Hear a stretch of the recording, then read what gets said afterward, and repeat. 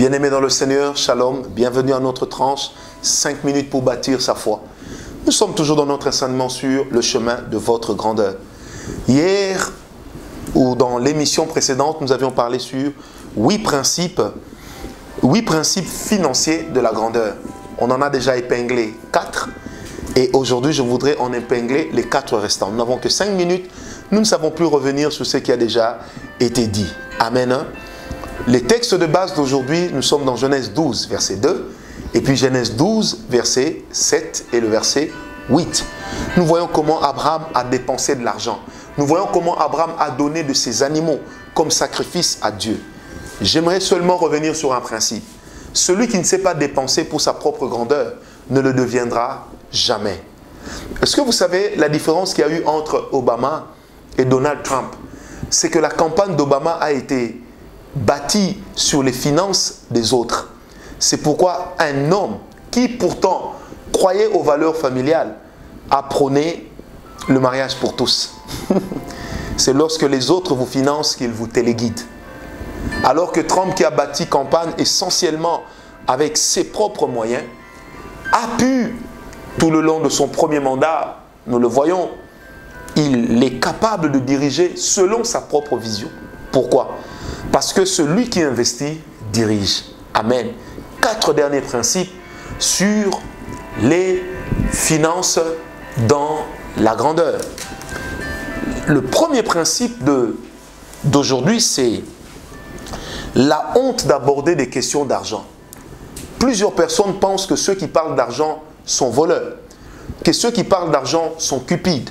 Bien-aimés, parler d'argent, Dieu n'est pas contre cela. Parler d'argent, la Bible ne nous l'interdit pas. Bien-aimé, la Bible ne dit-elle pas dans Proverbe que l'argent répond à tout? Bien-aimé, comment voudrais-tu nier la vérité biblique comme quoi l'argent répond à tout? Ce n'est pas moi qui le dis, c'est la parole de Dieu qui le dit. Bien-aimé, vous devez parler d'argent sans embâche.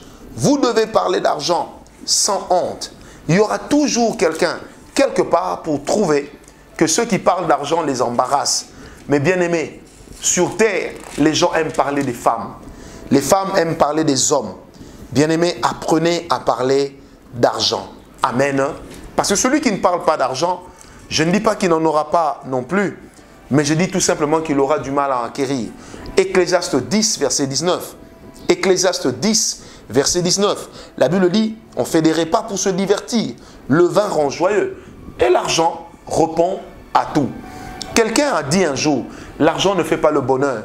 Moi j'ai toujours dit oui, mais la pauvreté non plus ne fait pas le bonheur. Est-ce que tu as déjà vu un pauvre dans un grand bonheur? Non, bien-aimé. Ne prends pas Lazare, le pauvre de la Bible, pour excuser l'état de pauvreté. Parce que le message que Christ a donné était particulier.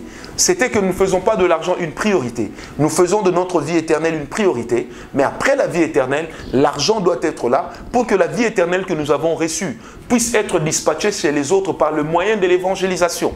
Est-ce que quelqu'un m'a compris? Deuxième principe d'aujourd'hui, c'est la peur du qu'en dira-t-on. Quelquefois, les gens ne parlent pas d'argent. Pourquoi? Parce qu'ils se disent, qu'est-ce que les gens vont dire? Qu'est-ce que les gens vont penser de moi? Oh, bien-aimé, bien-aimé, en observant le vent, tu ne sèmeras jamais. En pensant à tout ce que les autres vont dire, tu ne sèmeras jamais. Bien-aimé, quelquefois il est bon de penser à tes convictions. Quelquefois il est bon de laisser aussi tes convictions s'exprimer.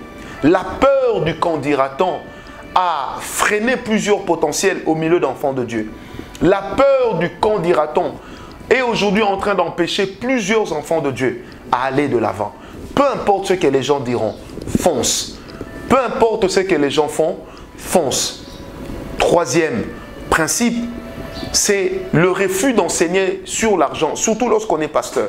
Le fait d'enseigner sur l'argent ne veut pas dire qu'on arnaque, mais ça veut dire que l'on met les chrétiens sur le chemin de l'excellence. Enfin, dernier principe, bien-aimés, ne pensez pas que Dieu ouvrira le ciel pour que l'argent descende. Vos mains vous produiront de l'argent. Que Dieu vous bénisse, que la grâce soit simplement votre partage. Dieu bénira votre travail et récompensera vos efforts. Amen.